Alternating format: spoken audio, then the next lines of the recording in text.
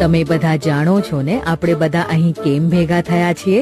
અન્નપ્રાશન દિવસ. હા, જે આપણે દર મહિનાના ત્રીજા મંગળવારે મનાવીએ છીએ. અન્નપ્રાશન દિવસ એક શુભ અવસર છે જ્યારે 6 મહિના પૂરા થવા પર બાળકોને ઉપરી આહારથી પરિચિત કરાય છે.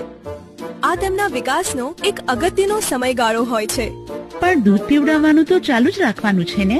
હા, બરાબર કીધું. માનું દૂધ બાળકને 2 વર્ષ સુધી પીવડાવવું જરૂરી છે, પણ જ્યારે બાળક 6 મહિનાનું થઈ જાય છે તો તેની પોષણની જરૂરિયાતો વધી જાય છે. તેથી દૂધની સાથે સાથે તેને ઉર્જાવાન અને પૌષ્ટિક આહાર પણ જોઈએ. જો ઉપરી આહારની શરૂઆત સમયસર ન કરવામાં આવે તો બાળક અશક્ત અને કુપોષિત પણ થઈ શકે છે. તેથી સમયસર યોગ્ય પૂરો ખોરાક આપવો ખૂબ જરૂરી છે. 6 મહિના પછી તરત 2 થી 3 ચમચી મસળેલ ખાવાનું આપવું શરૂ કરવું જોઈએ, જેમ કે મસળેલા ફળ, ઢીલી ખીચડી, બાફેલા મસળેલા શાકભાજી અને દાળ. 9 મહિના સુધી દિવસમાં 3 થી 4 વખત ખાવાનું આપો. 9 મહિના પછીથી બાળકને નાના ટુકડાઓમાં ખાવાનું આપી શકો છો. અડધી વાટકી દિવસમાં 3 થી 4 વખત આપો. 12મા મહિના પછી 1 વાટકી ઓછું મસાલેદાર ખોરાક આપવાનું શરૂ કરો.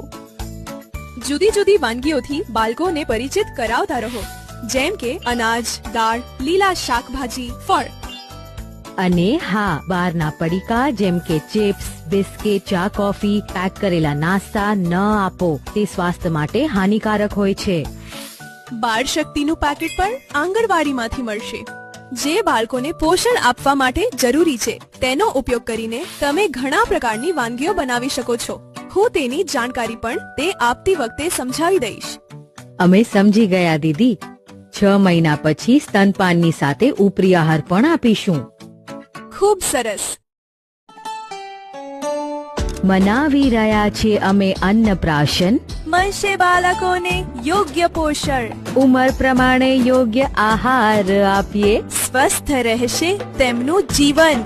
આવો આપણે બધા મળીને આપના નાના બાળકના ઉજ્જવળ ભવિષ્યનો પાયો નાખીએ.